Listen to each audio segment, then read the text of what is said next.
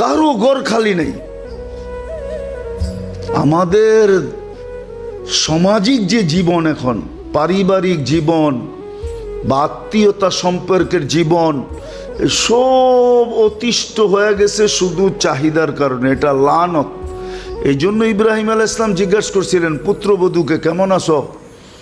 কয় নুন আনতে পান্তা ফুরায়, কয় পান্তা আনতে নুন ফুরায়। কিন্তু সত্য বলছে, সে মিথ্যা বলে নেয় যে একবেলা খাই একবেলা না খায়া থাকি। সে সত্য বলছে, কিন্তু এটা অভিযোগ ছিল। কি কি ছিল? অভিযোগ ছিল। আবার অভিযোগের ভিতরে চাহিদাও ছিল, আমাদের পূরণ হয় না। তো ইব্রাহিম আলাইহিস সালাম বলে গেছিলেন চৌখাট চেঞ্জ করে নিতে বলল।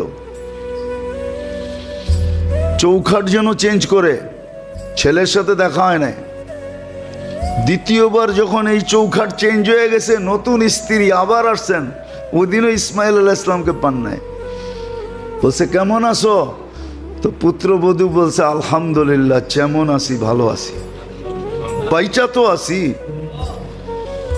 তো বলছে সালাম দিও আর বললো চৌখাট যেন চেঞ্জ না করে, কেন ওইখানে শুকুর ছিল, ওইখানে অভিযোগ ছিল। আল্লাহর রসুল 30 দিন পৃথক ছিলেন, বুখারী শরীফে আছে। 30 দিন পৃথক ছিলেন শুধু চাহিদার কারণে। কোনো অযৌক্তিক চাহিদা ছিল না, যৌক্তিক চাহিদা ছিল। কিন্তু আল্লাহ বুঝেইছে এটা লানত। তো আজকে আমাদের ফ্যামিলিগত যত পেরেশানি,